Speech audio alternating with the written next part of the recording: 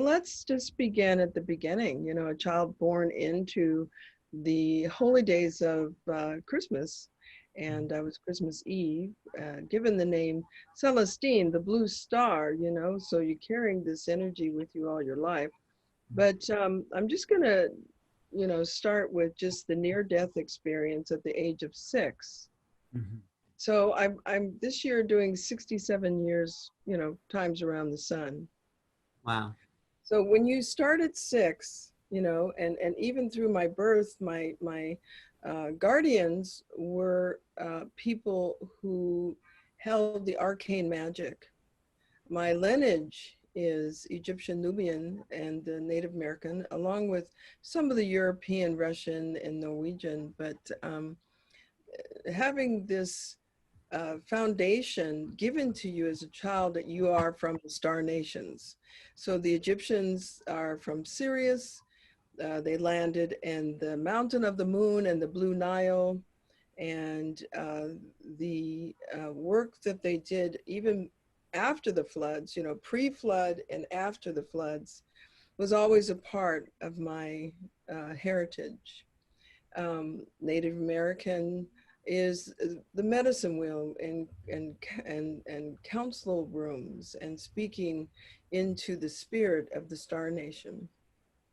But we'll start at 6 at actually going out of body in a death experience through the light and going and being met by 2 illuminous blue beings who later I know them as Syrian light beings. And after the reading of the life, and believe me, it was very interesting. Every breath you take, every time you blink your eyes, every thought you have, double thought, triple thought, all gets registered and fed back. I then was taken into what I call the Godhead. So to have that substantial experience, it was my destiny to go through the mystery school, to go through the near-death experience and come out with the DNA fully open. It took everything I had to just maintain being in the world and not getting readouts on people or information. I literally had to kind of shut it down to be present. And we ended up 1 year later after this happened in the high countries of Alaska. Do you want to tell us what caused that before you go into 1 year? I mean, if you're curious, if you care to share, but you don't have I, to. I was living in a very dysfunctional, destructive environment, and my mother would take these sleeping pills. So I figured I better Oh, take a lot so I could sleep through. It was not a heavenly thing of, you know, putting yourself out of your body in death. It was, you know, I just needed oh. to release myself because you have the reverse consciousness, as the Galactics call it, those who would harm, control, to they made it their life practice, and they were very masterful. I mean, you Mm, have masters on this planet that go right. far beyond anybody could ever even imagine. They are in the highest level of our government, in kingdoms and queendoms, and I experienced that. Mm, Something like Laura Eisenhower, but right. through the arcane magic community that goes all through the world. Mm, And so at that time, I knew that I was not of that. I was of a different, and I just needed to sleep and not be taken into that place. mm. Um, Even if you went to sleep, they would come to your spirit out of body. And so there wasn't a place to be safe. So I said, this is it, you know? Uh-huh. And that blasted you into this other realm, really, right? It just, Oh boy. I had so much power when I came back. I scared everyone. wow. But So then a year later, you were going to say, after that experience, what happened a yeah, year later? we ended up in New Mexico, Almagardo. And of course, I had no idea that the government was testing 10 atomic bombs at one time, and they ripped the sky. So Mm, people are, you know, kind of looking at they caused a lot of the dysfunctionality that we're experiencing right now.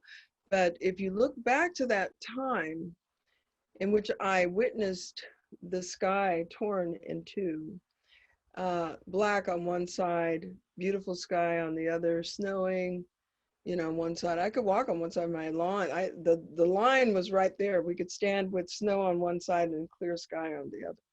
The Native Americans, they began the ghost dance. I witnessed at that time huge, you know, starship saucer shape that would come and float slowly across the sky. That was my real contact with, you would say, the ETs, extraterrestrials.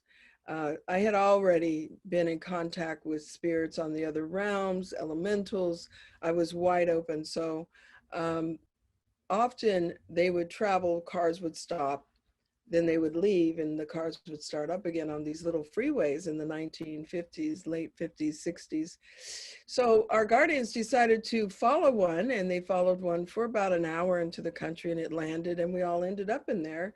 And there was the Greys, and they were actually monitoring us because we had broken open the field, and these electromagnetic filaments and things that connect Earth with the creation had been ripped apart.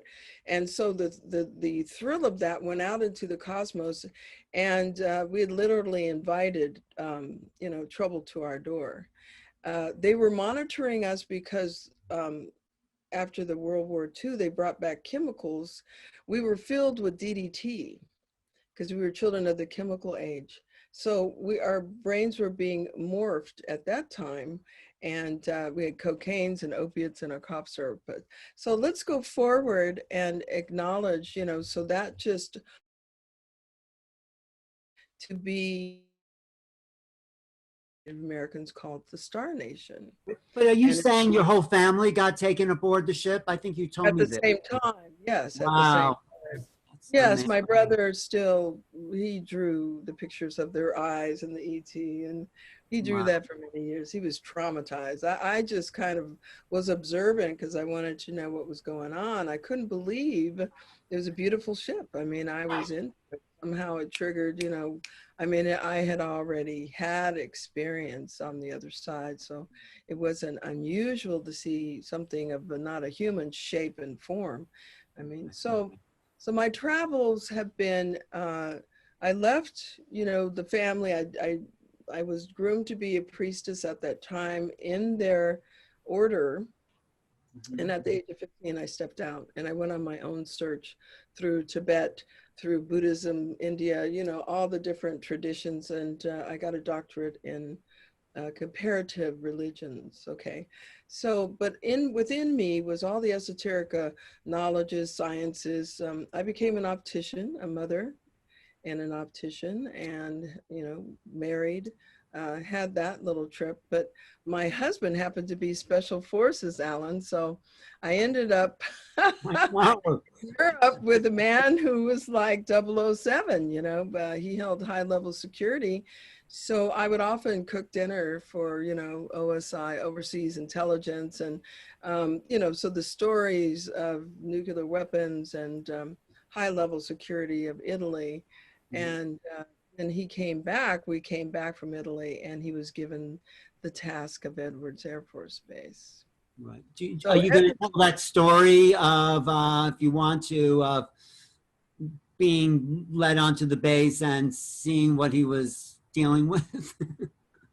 well, we lived on Edwards Air Force Base. Edwards Air Force Base is like World Command. And so I was basically locked down as the female, you know, as the wife, didn't really go to many places. But the glory was he had such a high intelligence and a care for humanity.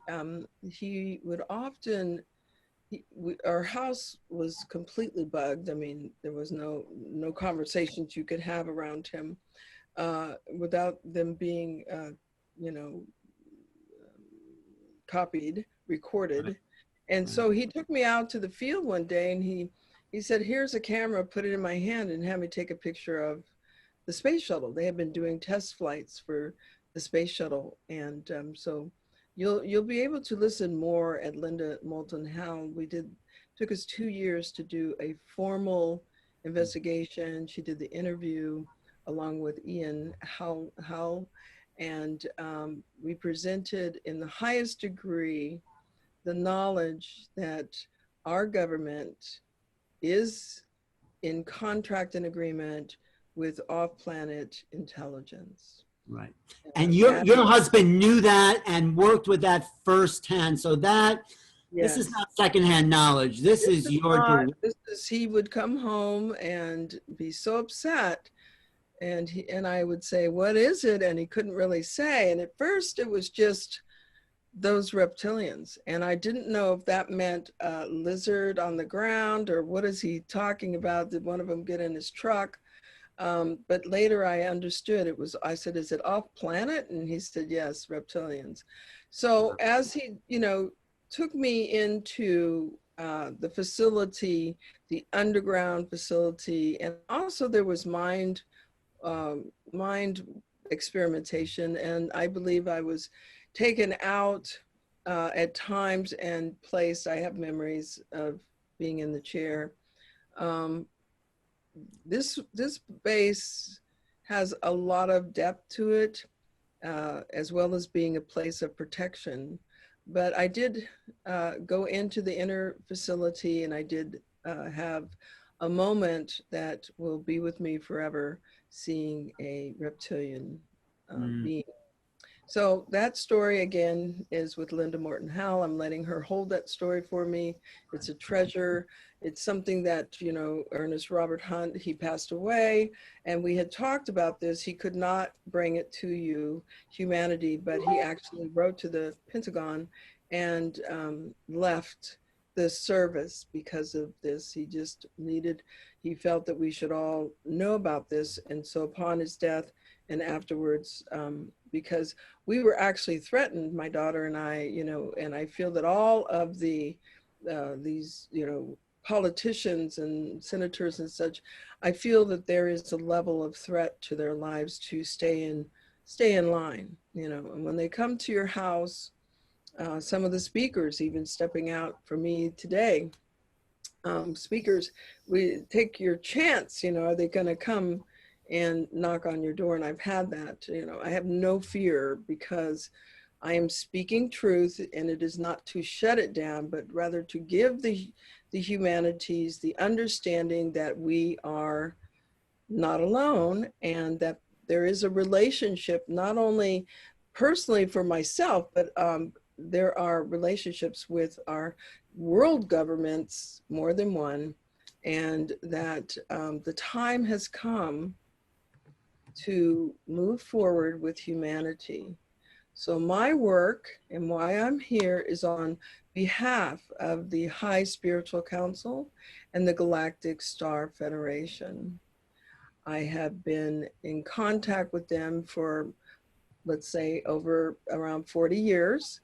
And I have not come out and spoken before, because once you come out and speak, then the flashlight comes on you. And it's been so much more fun to be able to go into these interdimensional planes and experience what it is that is actually happening on the other side.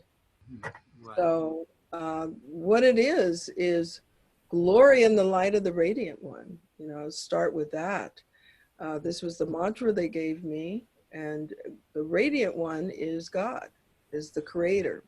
Mm-hmm. So the high commands and the star federations and the Galactic Star Federation, they all move with the radiant one. And I'm so humble with that. So let me I just want to ask you a little bit about that. So after all that introduction to the star people, you realized who you were as part of the High Council, is that, and then some greater mind opened up in you. That's what I'm getting. And so you're able to bring through these messages.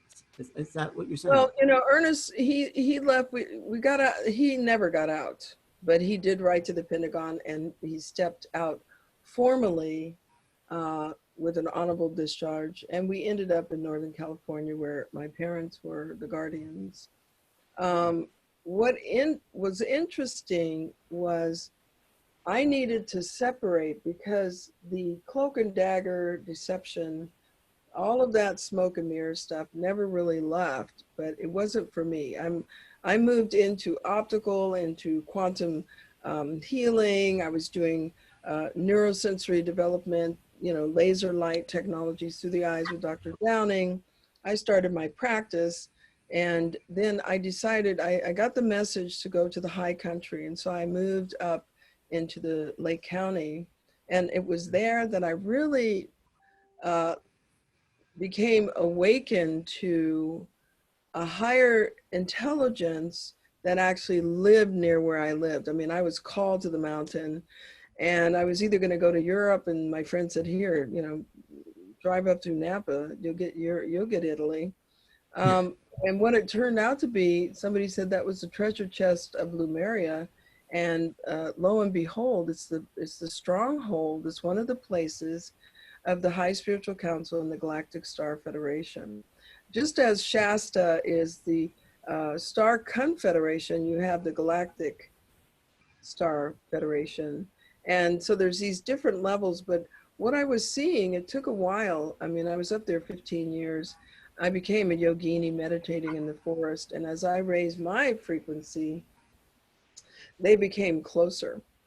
As I recognized they were there, and I didn't freak out. I stayed, hello, hello, my star family, and did prayers, and they could feel my heart. Then the immortals began to appear. They appeared, the first one was Tylee Poe. He appeared to me, he morphed right into the field in front of me, and believe me, my body was trembling and shaking. This man was in front of me, what was happening? And he spoke to me for some time. And it was during this time that I began to open the Temple of Light. And so simultaneously, I'm at a place in my consciousness where they can come forward. And they know that I'm interfacing with humanity through the process. I later became clinically licensed as a hypnotherapist, an alchemical hypnotherapist in psychology, and working with mental health and the public health up in Lake County. And so we have this balance of working with people, and they said, would you become an ambassador? Right. And so I said, what does that look like? And so I started light group meeting. And it was simple as that. And what it was to have people come and share the truth like we're doing today. But we did it, we had to hide out. There was no, you know, just like Neil had his Facebook page taken down. We were up on my place, my little 5-acre walnut farm. And it was kind of a sealed job, you know. I had agents come, they came in. I had one that came in, and I said, oh, you have to walk with me. So by the time he finished, he had an alchemical process where he loved his mommy. And, you know, he did a whole process. And in the end, he says, I will be your guardian no matter what. Wow. Beautiful. He helped. What is one of the messages, though, that, I mean, you're here to initiate people and take them out and introduce them, but is there a message from the Light Council you can give us? I would love to. I've been working with a commander. His name is Tanandor. And if you get the book, the Galactic Earth Council book, you'll see some of the writings from him and also from the High Spiritual Council.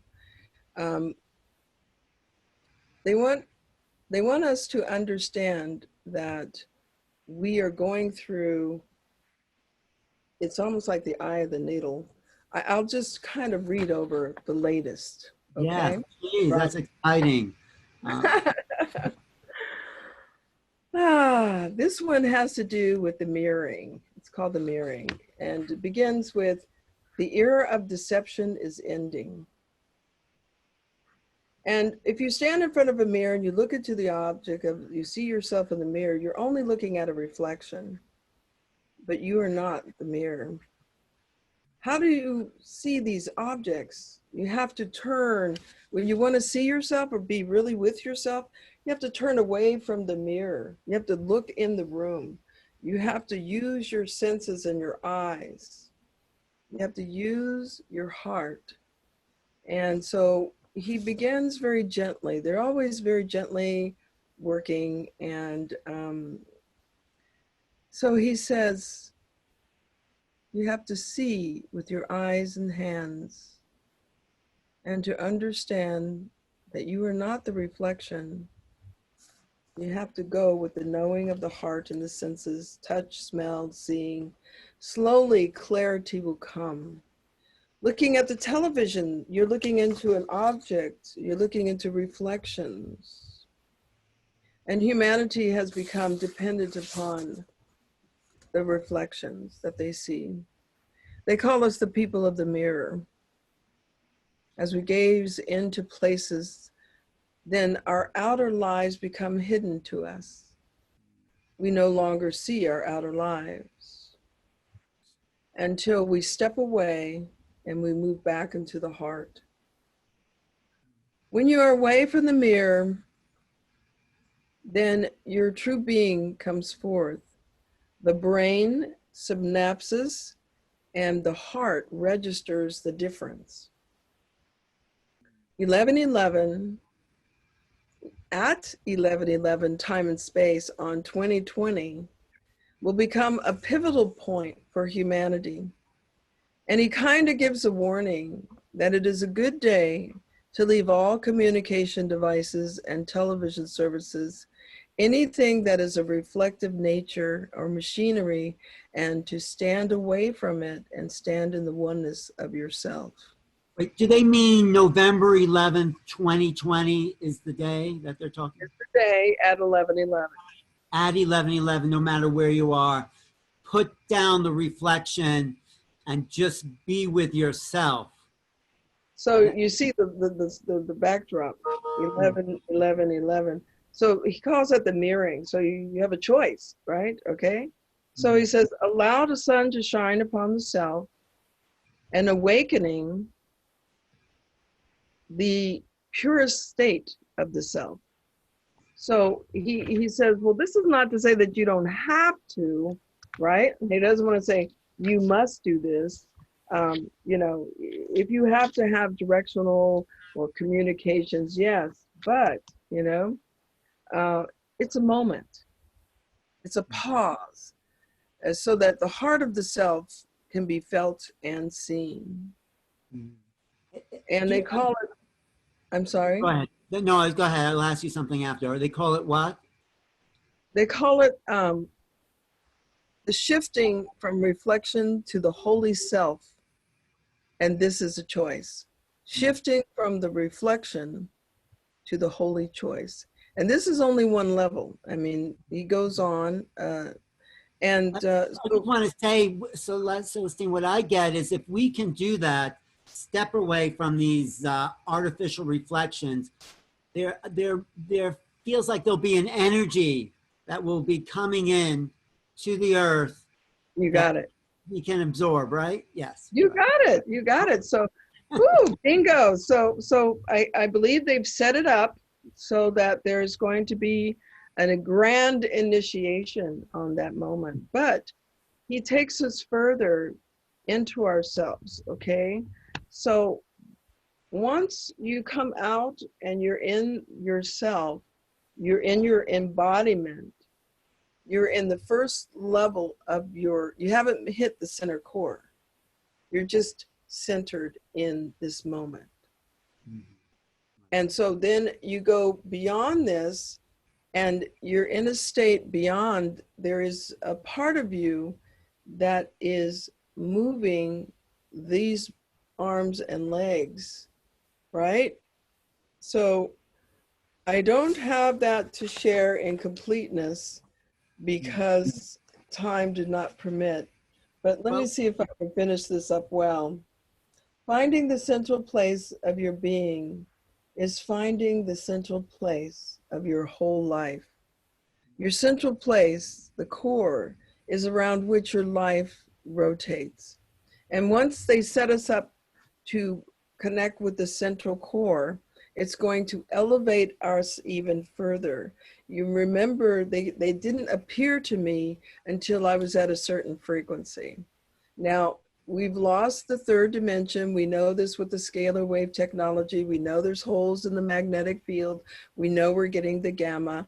We have now raise the frequency around us, because Earth is moving into a new sector of time and space that allows for the interface between the ultra-terrestrial extraterrestrials that we know as our star kin. This interface is close. It's very close.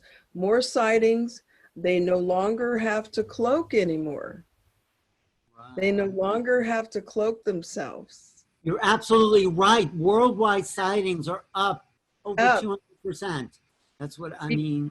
That's right. So we are moving towards that moment. And after, what I'm told is that from 11/11/2020, from that pivotal point, the two timelines that we've been writing on, one with the COVID and the 60 years of aggressive reverse consciousness that we've been putting up with our fellow Earthians, they see us as one tone, okay?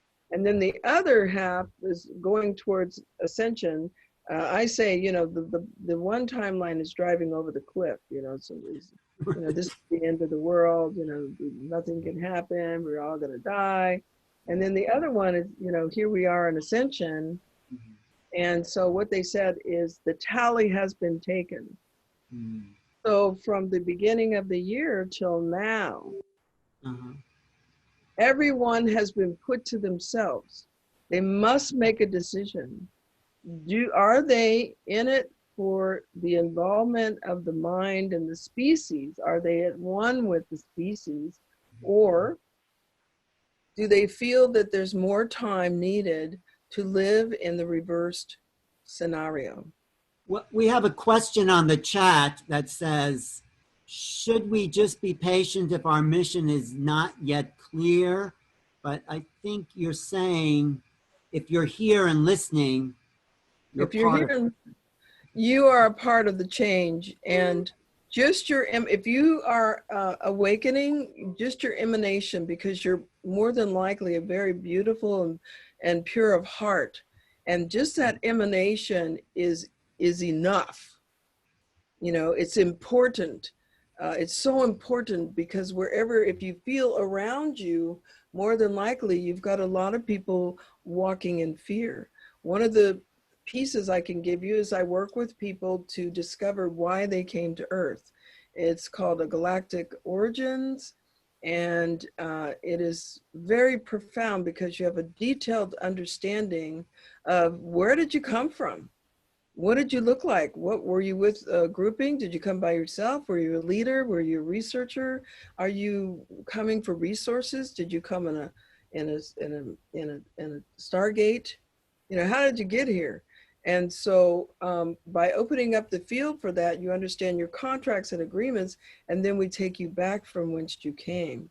And it's really beautiful that people are just awakening on so many levels, and then from where they come, we reintegrate you back on Earth to your present time.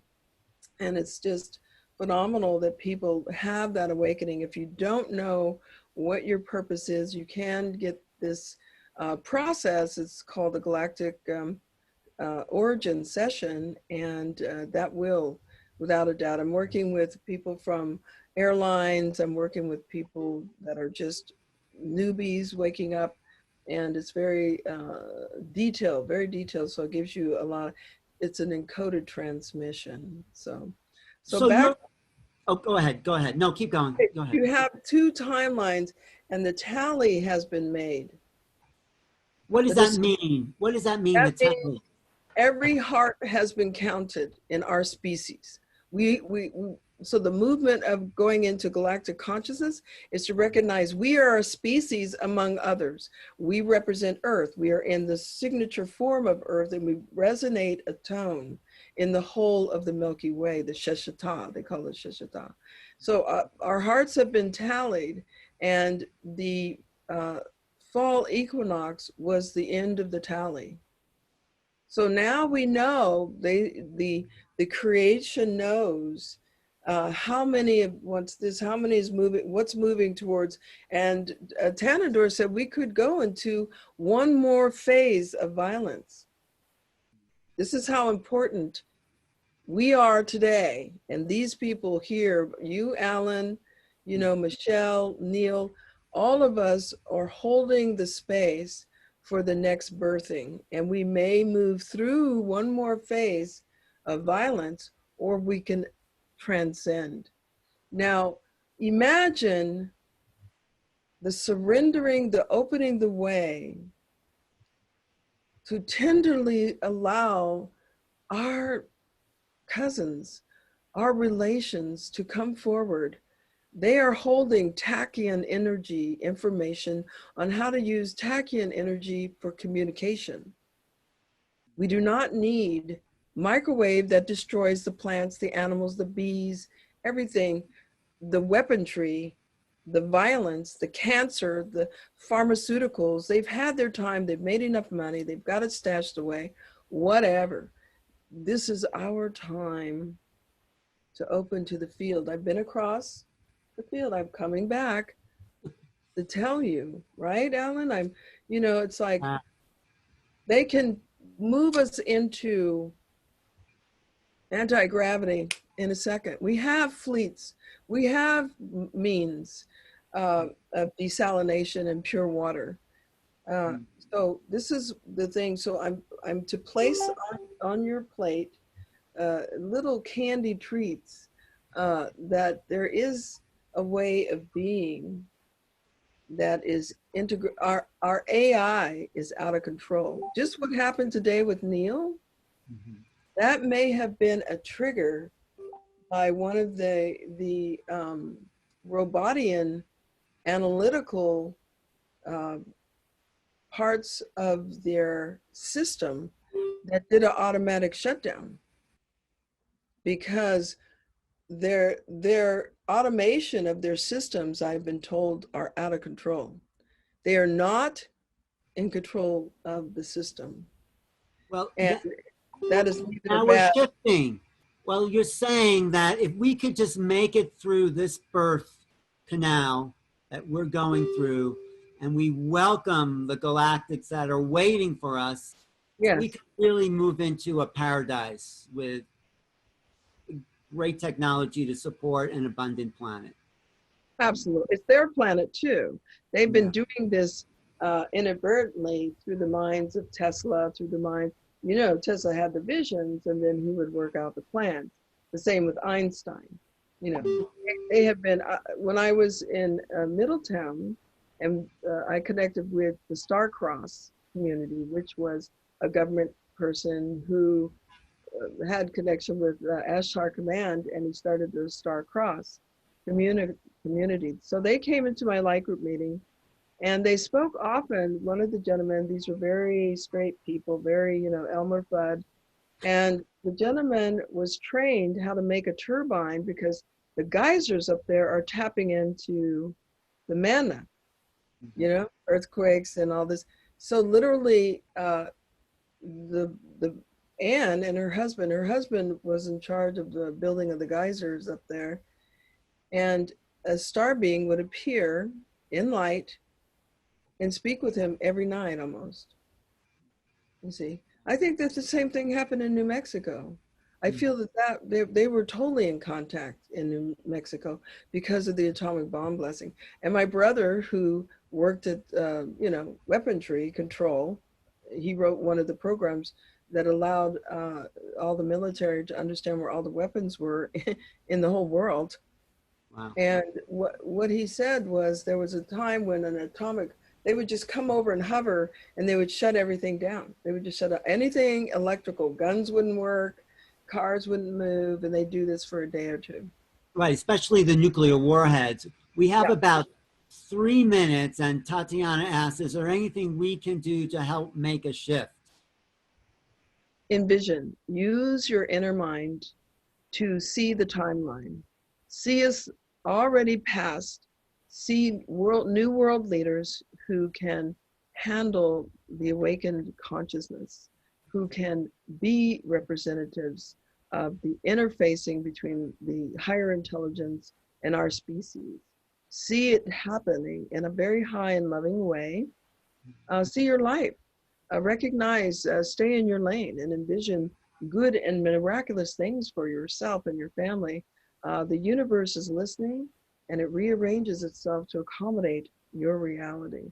So if everyone just takes a moment and just sees the glory of this planet, see the children playing with beautiful clean water, and the dolphins and the fish in abundance, and holds that timeline that these reverse conscious ones have to step down. It's done. So that's what I'd say. Use your vision, use your heart, and know that it will happen, and it will. You have so much information. I mean, you could really give many hours of dissertation because there's so much you've encoded within your consciousness to share. So I appreciate everything you brought here. And I think people are saying, how do they go out and see the starships at night? Can you talk a little bit about your work from here and how to... Well, 11/11 is going to be a good night to go out, whether you have to put on your bunny outfit or not. We have the Galactic Earth Council. We've been meeting for 10 years. We've had 10 years of communications and direct contact with the Galactic Star Federation and the High Councils, the High Spiritual Council. So 11/11, you want to go out and really have a focus. I give you those two. First, a prayer. Go out as a ceremonial prayer for the self to meet them. I give you the High Spiritual Council and the Galactic Star Federation. If you want to go Star Confederation, you're going with beings who can come and go from different galaxies, and that is just as well. But you want to ask the Radiant One. The mantra is glory in the light of the Radiant One, and that enables them to begin to communicate with you. If they come out in the daytime.